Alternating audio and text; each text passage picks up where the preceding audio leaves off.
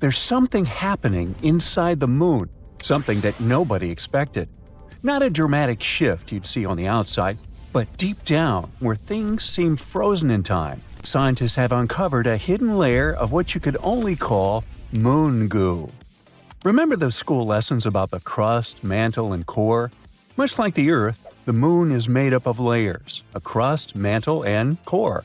However, the moon's core is much smaller compared to ours. Earth's core is huge. It makes up about a third of our entire planet's mass. The moon's core makes up only about 1 to 2% of its mass, and its diameter is about 1/5 the diameter of the moon itself. It's surrounded by a hard, rocky mantle. But it turns out that between these two layers, that mysterious goo layer, and it's way more important than you might think. The layer is soft and partially molten, ebbing and flowing like the tides in our oceans. It rises and falls, stretching and shifting as if it were alive. Its movement isn't chaotic, but subtle and regular. We always knew that the moon influences our seas and oceans, causing tides with its gravity. But it turns out that we influence it back. The goo ocean reacts to the gravitational dance between Earth and the Sun. Also, the molten layer could be made of ilmenite, a very intriguing material. Ilmenite is rich in titanium, a strong and lightweight metal that we really love over here on Earth. Titanium is used in everything from airplane parts and spacecraft to medical devices, even in everyday items like bikes and laptops, all because it's incredibly strong and very resistant to corrosion and heat. So, if the moon might have a molten layer rich in ilmenite, that would be awesome. Astronomers are already planning for lunar bases, and if we had a material to build structures, spacecraft, or even tools for astronauts right there, that would be a game changer. Otherwise, we'd need to transport materials from Earth, which is extremely costly. This is our first tangible sign that the moon is not just a cold, boring rock. Instead, it's dynamic, living, and breathing, with moving forces beneath the surface.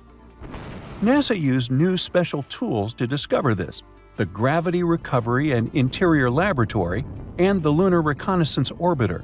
These are both space missions designed to study the moon, but they don't just look at the surface like a telescope. Instead, they help measure things we can't see with our eyes, like the moon's gravity and how it changes over time. Grail sent 2 small spacecraft around the moon named Ebb and Flow. Clever. The idea was for these spacecraft to fly close to each other and measure tiny differences in the moon's gravity as they go. It's like they were feeling the moon's invisible pull in different places. If the moon's gravity was stronger in one spot, the spacecraft moved closer together, and if it was weaker, they moved farther apart. This helps scientists understand what's going on inside the moon, even if they can't actually go there. And the spacecraft intentionally crashed into the moon in December 2012 to end the mission. The Lunar Reconnaissance Orbiter is a bit different. It takes super detailed pictures of the moon and collects other important information about its surface. By combining the information from both Grail and LRO, we were able to find this goo layer. But this discovery actually challenges everything we thought we knew about lunar geology. How did this molten layer get there? How long has it existed? And perhaps more fascinating, how it stayed warm for millions of years? That's some million-dollar questions. The moon's core generates heat just like ours. But it's not as easy as saying, oh, the core's heat probably keeps it warm and molten. Well, first, the moon's core is much smaller and less active than Earth's, meaning it produces significantly less heat. Plus, the moon is much cooler than Earth in general. With temperature dropping to minus 200 degrees Fahrenheit on the surface, how could this inner layer still stay in this flowing state? That's still a mystery. In any case, this goo could actually explain a lot of stuff about the moon. For example, astronomers were exploring moonquakes and how they happen. Now they think that it might be this semi-molten layer shifting and moving beneath the surface. Now, beyond the moon itself, it also tells us more about other celestial bodies. If the moon, something we considered basically a huge static rock, has such a dramatic life, what about other planets, moons, or asteroids? Could they also hide similar hidden movements beneath their surfaces? We can even understand our own planet better, learn more about how tides and similar stuff works. There are so many great discoveries we've been making on the moon. Recently, we found some awesome stuff beneath the surface – massive caves hidden for millions of years. For over 50 years, scientists have suspected that the moon's surface is full of underground tunnels and caves. These are known as lava tubes because they were formed by lava. Duh! Millions of years ago, the moon was pretty unstable. It underwent some volcanic activity, causing eruptions. When a volcano erupts, lava can flow across the surface. As the outer layer of the lava cools and hardens, it forms a solid roof of dark material. It's actually what these famous dark spots on the moon are. These are dark, hardened remains of ancient lava. But the hot, molten lava continues to flow through the center. Once the eruption ends and the lava drains away, what's left behind is an empty hollow tunnel, hence a lava tube. On Earth, we have lava tubes in places like Hawaii or Iceland, where volcanic activity has created similar underground tunnels. The same thing happened on the moon billions of years ago, although they're much crazier compared to ours. In fact, lunar lava tubes are now thought to be some of the largest and longest in the entire solar system. One such cave was discovered beneath the famous Mare Tranquillitatis, the place where Apollo 11 first landed, and it's at least 340 feet deep. Now, all these lava systems have remained hidden just beneath the surface, untouched for millions of years. Only now, they finally managed to prove their existence. Scientists from the University of Trento in Italy found them using special radar technology and advanced computer methods. These techniques let you see underground by sending radar waves. The waves bounce back and give clues about what's hidden underneath. By analyzing the way these waves reflected back, the researchers could detect the shape and size of the hidden caves. Now, the best thing about this discovery is that we could build all our bases there. These caves protect from radiation, harsh winds, and meteoroids. NASA even found evidence that some of these caves stay at a steady 63 degrees Fahrenheit. That's some crazy coziness for the moon. And on top of that, there could even be some water there. So humans could take shelter inside these natural tunnels and build entire colonies on the moon. And I know what you're thinking. Could unexpected lunar monsters hide deep in those caves? Well, sure. There's a huge potential for exploring these caves and finding some awesome stuff. But even if we manage to find a miracle, like small life or microbial organisms, there's a 99% chance that there won't be actual animals or monsters. It would just be impossible for them to develop in such conditions. But it would make a great horror movie. Researchers want to send robots or drones to explore the tunnels first, and then see if they're safe enough for humans. And it's not just the US getting in on the action. China is also investigating the possibility of using these moon caves as a future base, showing that the race to explore and settle the moon is heating up. August 23, 2023, a day when India's Chandrayaan-3 spacecraft made history by becoming the first to touch down on the lunar South Pole, a place we can't normally see from Earth. What makes this lunar hideaway so fascinating to scientists? Well, it turns out it's hiding something precious – lunar ice. This place is believed to be more abundant with this ice than what we found up north. And it's not hard to see why scientists are so buzzed up about it. It's a frozen water source, and it could become our key to building a permanent lunar home, or even fueling missions all the way to Mars. Scientists knew about this ice for over 2 decades, since the NASA spacecraft accidentally stumbled upon it during one of the missions. Then in 2018, NASA triumphantly declared that they're 100% sure about it. They said that the south pole of the moon is abundant with water. Now picture this. Future lunar settlers could tap into this water supply. It could help us sustain life in the barren lunar landscape. Plus, by cleverly splitting the water into oxygen and hydrogen, we could receive both air and rocket fuel.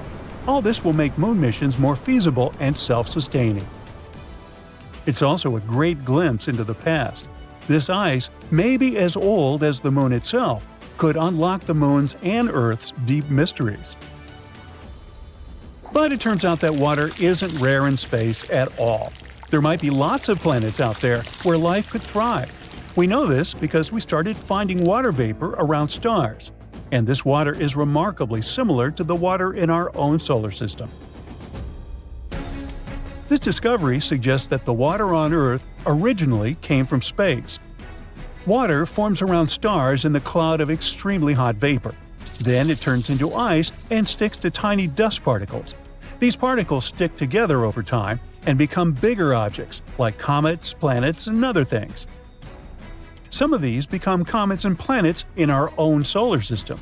And this is how water is being spread across the universe, and it may be how it got to our planet and the Moon too. Scientists think that the lunar ice might have journeyed here eons ago. Maybe it hitched a ride on water-rich asteroids that smacked into the Moon's surface. All this has big implications for us. The southern pole is an ideal canvas for humanity to establish a real moon base. Imagine brick domes connected by secret underground tunnels. They'll be bustling with people busily operating computers. Some others will be cruising the lunar landscape in their jeeps or on their way to mine precious resources. We have some pretty cool ideas on how to build this. First, you probably imagine hauling hefty and water-draining shelters all the way from Earth. But maybe there's a more effective way. Think about our history as a civilization.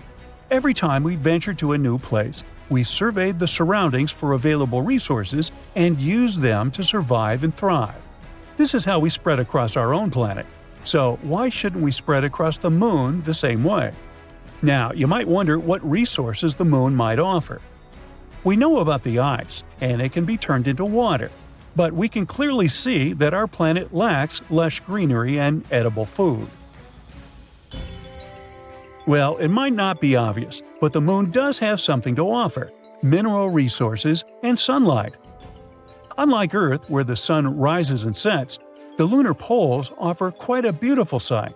The sun gracefully orbits the horizon the entire day, which means it can provide an almost uninterrupted source of power. Imagine living in a world bathed in perpetual sunlight. I'm sure the solar panels will love it. Me? Not so much. Still, we could use not only the sun's light, but also its heat. Honestly, we should just use everything. If we're left with spare metal while producing oxygen, find a purpose for that metal too. We need to treat the environment responsibly, not only on Earth, but on the Moon as well. Which is why scientists are learning how to turn the Moon's most abundant resources, regolith, into sturdy bricks. They've been quite inventive in figuring out how to create moon bricks. Scientists want to use the sun's heat to melt lunar dust, layer by layer, essentially creating a 3D printer for moon dust. Engineers have also cooked up bricks using solar ovens and zapped lunar soil with microwaves. They become quite adept at it. So yeah, perhaps we're going to establish a little brick factory on the Moon and build regolith houses. It's like Minecraft in real life. As soon as you find some cool new material, you gotta build a tiny house with it. If successful, these bricks could be used to construct entire buildings, potentially covering inflatable modules or giving new life to abandoned landers. So, will astronauts need to become skilled bricklayers? Well, they won't do everything themselves. We'd have to create a small automated system involving robots working collaboratively. Humans will, of course, oversee the construction site. Despite all this automation, scientists believe that living on the Moon is going to be, well, call it cozy. The designs may involve stacked living quarters or multi-purpose areas. However, there would be some challenges too. On the Moon, things get extreme. Imagine scorching temperatures that can go up to 212 degrees Fahrenheit during the day, and at night, they plunge down to a chilly minus 290 degrees. And it's not just the weather. The Moon gets relentlessly exposed to solar radiation, cosmic rays, and micrometeorite impacts. All these things gradually wear down anything on its surface. Another big challenge is the lunar dust. On the Moon, there's no air to breathe, and the dust there can cause problems. And this one isn't only regular dust. It's super clingy and can even make astronauts sneeze and have watery eyes. as if they're having a lunar hay fever. It can also damage equipment and spacesuits. It's not something you want to mess with. Scientists have found that the dust is made when meteors hit the moon, creating tiny particles and sharp glass shards. It's toxic, and its tiny particles can float around in low lunar gravity, making it hard to breathe. Unlike on Earth, the moon doesn't have wind or rain to clean it away. So now they're studying it to find out how to prevent this annoying problem from ruining their entire mission. There's more to this lunar haven than meets the eye. Scientists also want to delve into the mysteries of low-frequency electromagnetic waves there. These waves are whispers from the far reaches of the universe.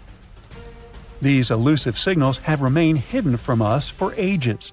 We only caught some cacophony of radio and other background noise, but that's it. On the moon's dark side, however, we can finally record and study them. Studying these waves will help scientists to unlock the secrets of the universe's origins. It's not just about the Earth or the Moon. We're talking about peering back to the very beginnings of our world. Our new lunar lab might help us to forever reshape our understanding of the cosmos. So, NASA has some big plans on the Moon now. Their Artemis mission completed a successful return to Earth in December 2022 after nearly a month in space. It ventured far beyond the Moon. This mission proved the capabilities of some of our recent technological developments that will help us explore Mars. The goal of Artemis is to establish a lasting presence on the Moon. They want to create a gateway, like a space station in orbit around the satellite, to help with the landings.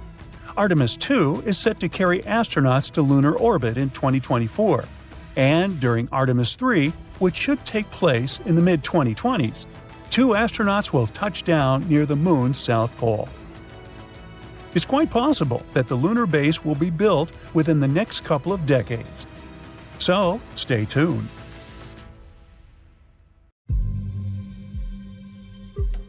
Something unusual has been spotted on the Moon, and it's getting attention for a reason. New high-resolution observations linked to NASA's Artemis program revealed areas where the lunar surface appears to have shifted, cracked, or partially collapsed. In some images, it even looks like a section of the Moon has broken away. At first glance, this sounds extreme. The Moon is usually described as geologically inactive, a stable and unchanging world. But the data tells a different story. Certain regions now show surface features that were not clearly visible in older imagery, suggesting relatively recent changes. The key to understanding this lies in how the Moon actually evolves. Even without plate tectonics like Earth, the Moon is still slowly changing. One of the main reasons is temperature. The lunar surface experiences extreme swings from about 120 degree Celsius during the day to 130 degree Celsius at night. These rapid changes cause the surface material to expand and contract over and over again, gradually weakening rock structures. Over time, this leads to cracking. Another major factor is the Moon's internal cooling. As the Moon slowly loses heat, its interior contracts. This process creates stress in the crust, forming features known as lobate scarps, which are essentially small cliffs or fault lines. Data from NASA's Lunar Reconnaissance Orbiter has identified thousands of these structures, some stretching for several kilometers. What makes them important is their age. Many of these scarps appear relatively young, which suggests the Moon is still tectonically active on a small scale. There is also direct evidence of seismic activity. Instruments left on the surface during the Apollo missions recorded moonquakes with magnitudes up to about 5.0. These are strong enough to shift surface material, especially in areas where the ground is already unstable. Recent analysis shows that some of these lunar faults may have been active within the last 50 million years, which is extremely recent in geological terms. In some regions, boulders up to several meters in size have been observed at the base of cliffs, likely dislodged by seismic activity. Computer models suggest that even a moderate moonquake could trigger cascading rockfalls across unstable slopes, especially near the lunar poles where future missions are planned.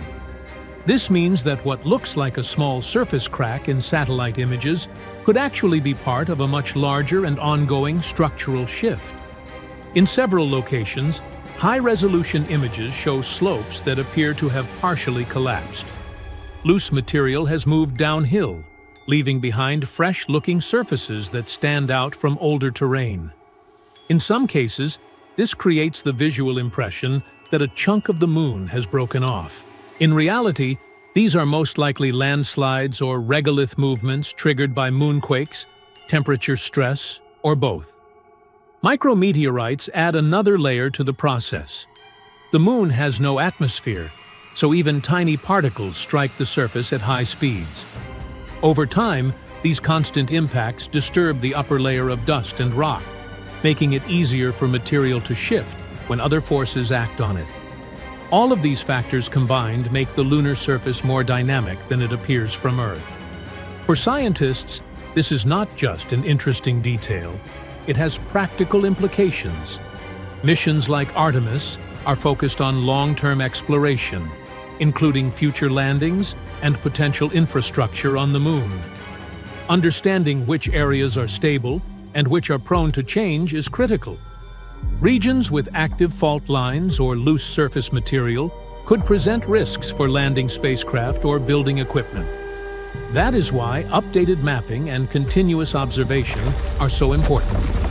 At the same time, these changes provide valuable scientific insight. They show that the moon is not completely inactive. It is still evolving, slowly reshaping its surface through small but continuous processes. The idea that a massive piece of the moon suddenly broke off is not supported by current evidence. But smaller-scale changes are happening, and they are measurable. And in some cases, they can look dramatic enough to raise new questions. Because when we look at the moon with higher precision than ever before, we are starting to see something unexpected. A world that seemed frozen in time is still changing.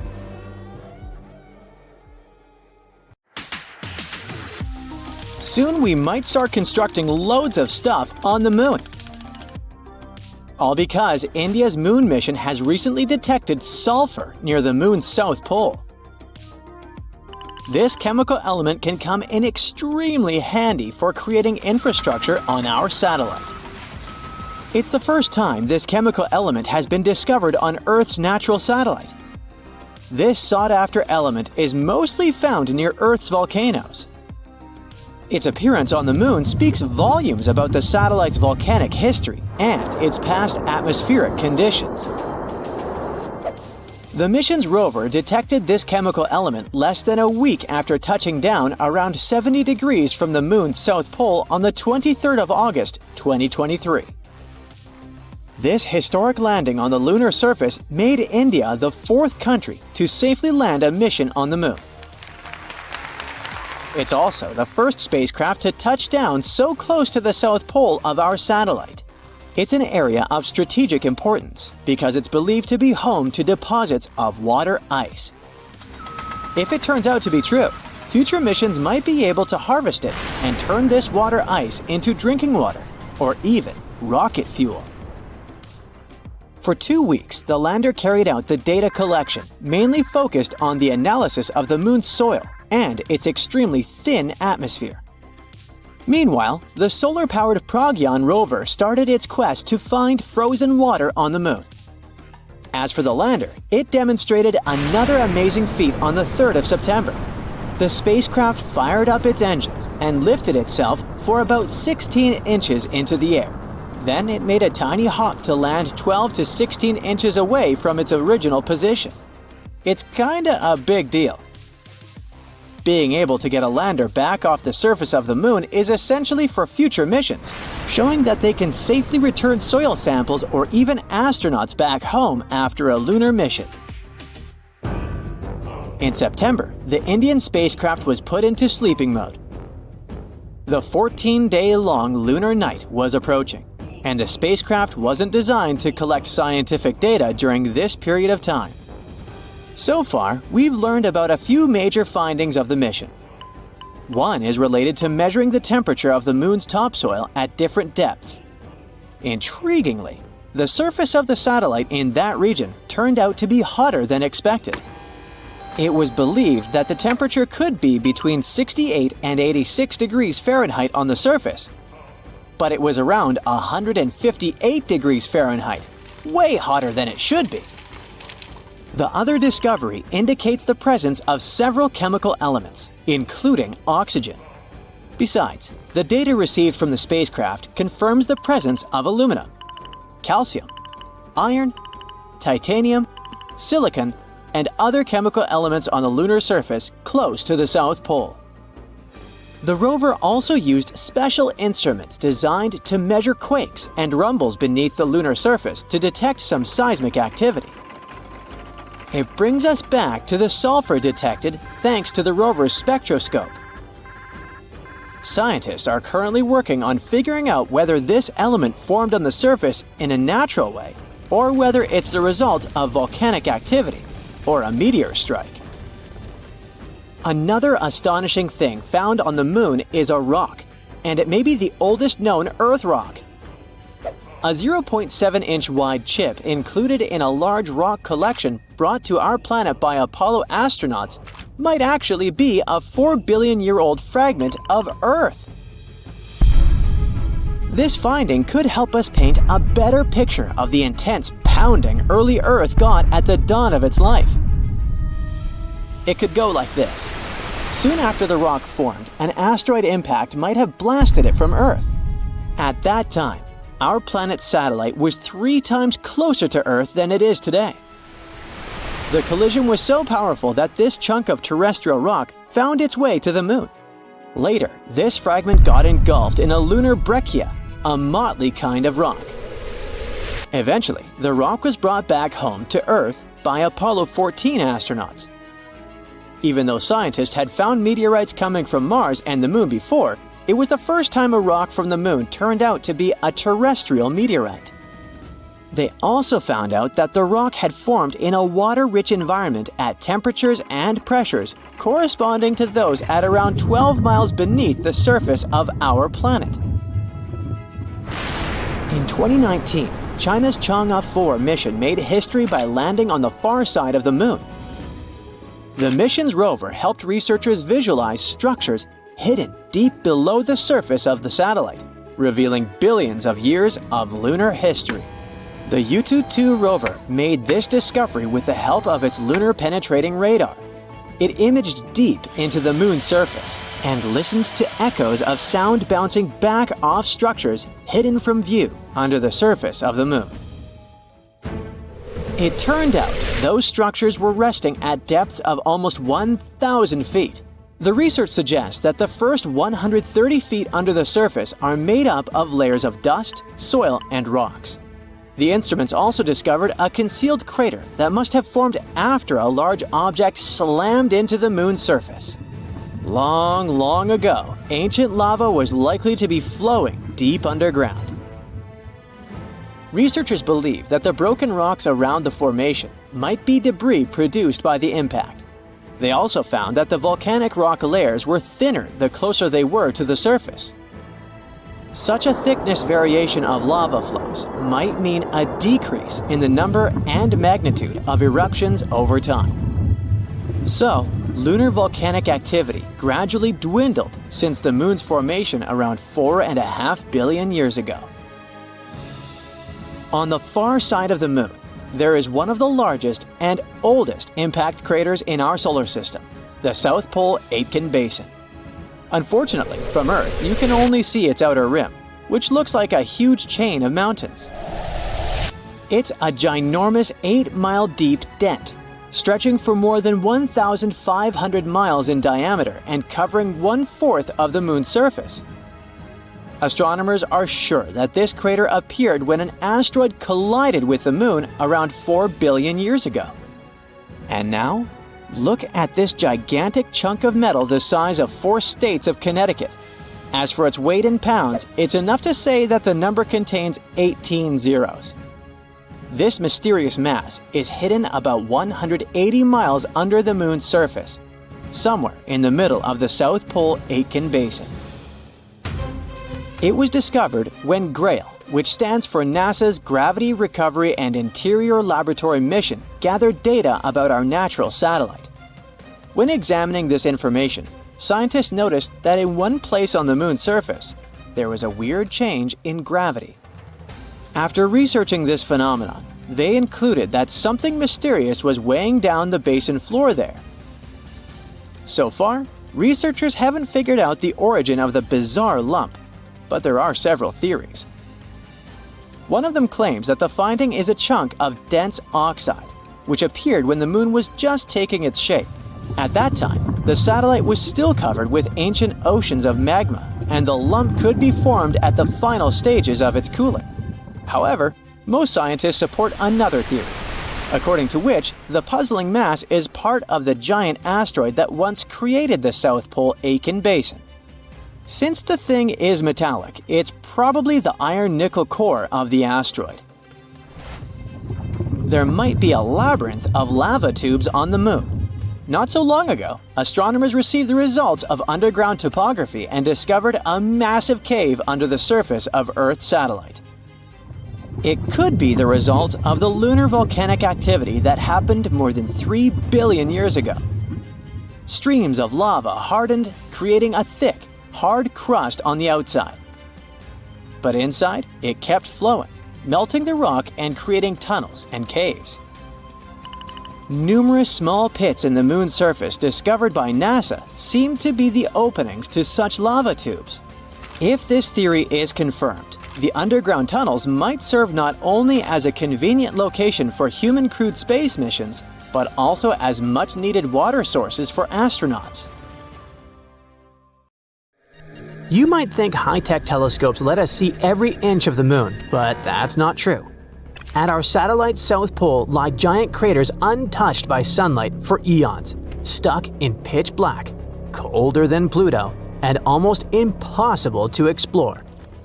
However, maybe we have to if we want to explore space.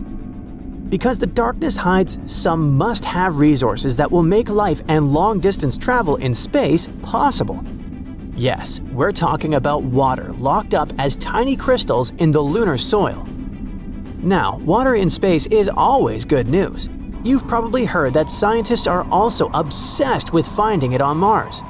If the red planet has any type of water below its surface, it raises the exciting possibility that life might have existed there. Even microbes would be the biggest discovery in human history. That's why rovers are poking around Martian craters and drilling into the soil like some very dedicated space gardeners.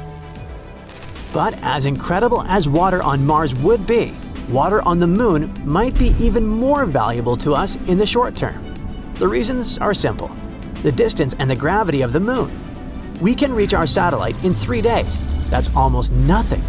It takes at least 7 days to reach New York from London via a cruise ship. But more important than the length of the trip is the possibility of using the Moon as a pit stop. Stop, refuel, and relaunch so we can resume exploration. The gravity on the Moon is only 1/6 as strong as Earth's. That's not just useful for endlessly entertaining yourself by jumping around. This difference means that launching rockets from our satellite is much easier compared to launching them from Earth, which requires a tremendous amount of fuel just to break free from the atmosphere. For example, the Saturn V rocket, which took astronauts to the Moon during the Apollo missions, was made up of more than 90% fuel just to get off the ground. On the Moon, however, it's much easier to launch a rocket. That means that we could carry heavier loads with less fuel. It's like being able to take a bigger suitcase on your trip. If we can find and use ice on the Moon to create rocket fuel, it would turn our satellite into a practical and affordable stop for exploring the solar system. Not to mention that by applying some basic chemistry, we could extract oxygen from water and use it for breathing or rocket engines.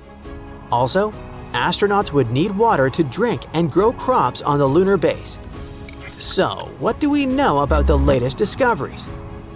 For a long time, scientists thought the moon was completely dry. But in 2009, NASA basically crashed a rocket into a crater. It caused an explosion of ice and vapor, like fireworks, and finally confirmed that the moon had some kind of water. But how much? Well, enough to matter. The data suggests there could be hundreds of millions of tons of water ice locked up in the moon's polar regions. Some estimates roughly say 1.3 trillion pounds. That's about the same weight as 460 million cars. Not exactly lakes, but still a lot. And there still could be more.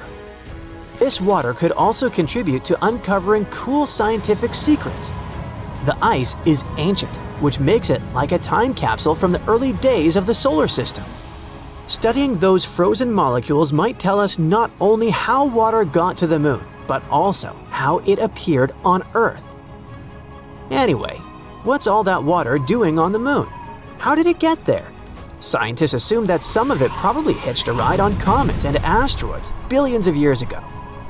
Many of those space rocks carried ice, and some of that water ended up in the polar regions. Another source could be the way solar wind interacts with the lunar surface. In any case, however this ice appeared on the moon, the real trick is where it ended up, inside its polar craters. And while we can find the ice not only in the craters at the South Pole, that's where the largest, most stable reserves are believed to be. Some of those craters are enormous. One of the most famous is called the Shackleton crater, and it's over 13 miles wide and more than 2 miles deep. That's almost twice as deep as the Grand Canyon. The moon barely tilts on its axis, only about 1 degree, so the sun never peeks over the rims of those deep polar pits. The temperatures dip to around -400 degrees Fahrenheit there. Any water or chemicals trapped in that frozen dirt just stay there, locked away like in a freezer. Something really cool is that at the South Pole, you have parts that are stuck in the perpetual darkness, but some nearby mountain ridges get almost non-stop sunlight. Scientists call them the peaks of eternal light. They are perfect for setting up solar panels, while still being close enough to access the icy treasures hidden below. The poles of the moon are the only places in our solar system we know of where perpetual day and night exist side by side. But the eternal night isn't just fascinating, it's dangerous. The terrain out there is absolutely unforgiving. We can't even simulate something like that on Earth. We don't even know what it looks like from the inside. It's worse than exploring the northernmost part of Antarctica while wearing a blindfold. So now that we know this, is that potential water even obtainable? That question is probably worth several trillions of dollars. Yes, there's water over there, but getting to it won't be like scooping ice cream from a bowl. What we're really talking about are microscopic ice crystals mixed into lunar dust. To make use of it, machines would need to dig and heat up the soil, then capture the vapor before it escapes back into space. And then there's freezing. Even assuming a human or rover could safely reach the bottom of a crater, it'd be almost impossible to navigate. Batteries and equipment probably wouldn't last, and it's impossible to use solar panels or electronics down there. They'd freeze in minutes. However, NASA's Lunar Reconnaissance Orbiter uses all kinds of radars and sensors to sniff out what the crater looks like inside. And now there's an even sharper tool, Shadow Cam. A camera so sensitive it can capture details in light 100 times dimmer than what our eyes can see. Basically, the ultimate night vision device. With it, we can finally map those pits without even setting foot there. That's why engineers are thinking up all sorts of clever solutions. Some concepts involve nuclear-powered rovers with headlights strong enough to carve through the dark. Others want robots that rappel down crater walls or hop across the floor like pogo sticks. There are even ideas for drills that could melt frozen soil and trap water vapor like condensation on a cold soda can. The silver lining is that this water isn't going anywhere. Until we improve our technology, the supply will wait for us. That being said, space agencies are already making advancements. In fact, more than half a dozen new missions are lined up over the next few years. NASA's Artemis program is getting ready to send astronauts back around the moon and then down to the South Pole. China's Chang'e 7 is planning to check out those dark craters. And private companies like Firefly and Blue Origin are gearing up to deliver equipment and experiments. Now, here's a bonus, lesser-known fun fact. The moon smells. When Apollo astronauts brought lunar dust into their landers, it mixed with the oxygen inside and ended up smelling pretty strong. They said it was like burnt gunpowder or fireworks.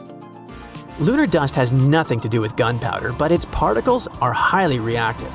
After sitting in space for billions of years, they reacted instantly with oxygen in the cabin, creating that smoky odor. Future explorers are definitely going to notice that smell too, since lunar dust tends to stick to everything. Let's hope that, aside from everything else, scientists will work out air fresheners for the moon base. The moon is rusting, and chances are it's happening because of Earth.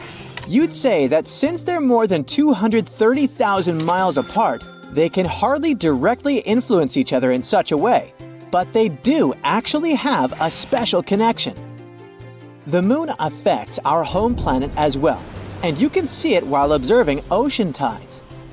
As Earth rotates, the moon's gravitational force pulls the water on the nearest side of Earth. It creates a bulge. At the same time, another bulge forms on the opposite side because our planet rotates and it causes a centrifugal force. And then, the planet continues to rotate underneath these bulges, which is why we have 2 low and 2 high tides every day. Plus, the moon wobbles every now and then, tilts more or less, and causes changes in ocean tides. And in return, Earth's atmosphere is making our satellite rusty. Rust is that reddish substance you see on old gates or nails.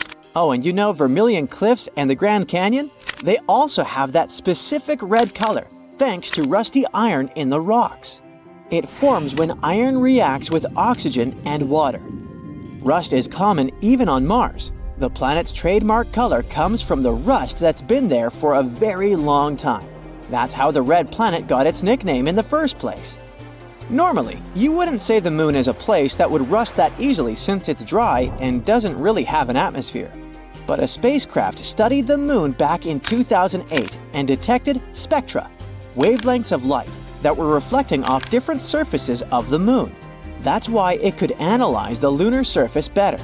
The data it brought showed that the lunar poles had different compositions than the rest of the moon. They had rocks that contained a lot of hematite. That's a specific type of iron oxide, or simply rust. No one expected that because there shouldn't be so much rust on the moon, considering the conditions there. But we know that there's some water up there on the surface of our satellite. That's why a few new theories popped out about different materials the moon could be hiding. It's possible that they formed because water had reacted with the rocks. For iron to get this rusty hue, it needs something we call an oxidizer. That's a molecule that removes electrons from materials like iron, such as oxygen. But the solar wind keeps hitting the moon all the time, and it brings hydrogen with it. And hydrogen has the opposite effect. It gives electrons to other molecules. Earth has its shield from the solar wind. It's our magnetic field. But the moon doesn't have such protection, and because of that, rust shouldn't be able to form on its surface. But this process still happens, and it could be Earth's fault. The moon itself doesn't have an atmosphere that could provide enough oxygen for iron to rust. But apparently, our planet is generous enough to donate some of its own atmosphere.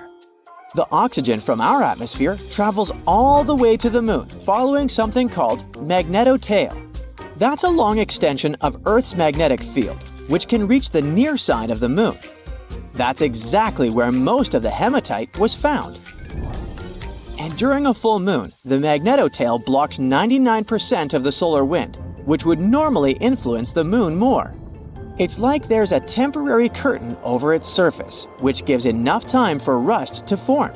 But there's still one important thing necessary for the appearance of rust: water. It's not like you can find water that easily if you decide to take a walk across the moon. Most of it is frozen, and hidden in areas that always remain in cold shadows. Those spots are far away from where most of the hematite was discovered, so it's hard to tell how the water got there. But there's an interesting idea. All those dust particles that hit the moon might be freeing free molecules of water that are locked in the surface layer of the satellite. This is how water ends up mixed with iron. We don't know exactly what these dust particles consist of. They might be carrying some water too. As they hit the lunar surface, this might create heat, which boosts the oxidation process and more rust forms. So, our planet does certain things that change the moon, but humans do the same. A probe that landed on the lunar surface back in 1959 was the first human-made object that touched the moon. That's also when we started altering the moon in unpredictable ways. Scientists call this the Lunar Anthropocene. It's like an analogy with Earth's Anthropocene, a period when human activity made an impact on the planet. It's not like we can choose a certain starting point when such an activity began. But we now know that things we have done over the history of our existence have really changed the environment of our home planet. We don't have any people living on the moon yet, but we've already left some traces there. After humans first came to the moon, we've had many missions there. We left some landers and flags, moved lunar soil, brought golf balls, scientific equipment, and even some human waste. Plans for the future? Send more missions up there and even potentially create an infrastructure where some of us could live, study the moon's resources, and send them back to Earth. That's why it's important to talk about the Lunar Anthropocene to remind ourselves we have to be responsible and take care of our heritage. Many people are confused about why we sometimes see the moon during the day. Some even believe it's something new that didn't happen before, especially after they started sharing a low-res picture of what looks like a full moon in the middle of the day. Some have pretty unusual ideas that the sun isn't the same color as it was before either. Allegedly, it used to be more yellow. The sun hasn't changed its color. It's still blue-green. But it's possible that we saw it as more yellow when we were younger because before, pollution wasn't as bad. And when it comes to the moon, we can see it both at night and during the day. It's brighter at night because there's no light coming from the sun. But it's not like it goes anywhere during the day. It's still there, but we just don't see it during the new moon phase. That lasts a couple of days, and during that period, the moon comes pretty close to the sun. The scattered light coming from the sun makes our satellite less visible to us. Speaking of the moon phases, they're easy to recognize when you know what to pay attention to. First, there's the black moon, which can mean a couple of things. One definition says that it occurs when we have 2 new moons in a month. Another one claims that the black moon happens when there's no new moon in a month, and that only happens in February. A blue moon is not called that because of the color. It's the 3rd full moon in a season that has 4 full moons. And a supermoon occurs when a full moon coincides with the moon's closest approach to Earth in its elliptical orbit. That's why it looks bigger than usual. Sometimes you can look up to the night sky and see an eerily red sphere up there. It's not about signs that tell us that the end of the world is coming or that werewolves are roaming around. But yep, blood moon is a good inspiration for stories like that. In reality, it's just an astronomical event when our planet casts a reddish shadow on the moon. And that happens when Earth comes between the moon and the sun, which is called a total lunar eclipse.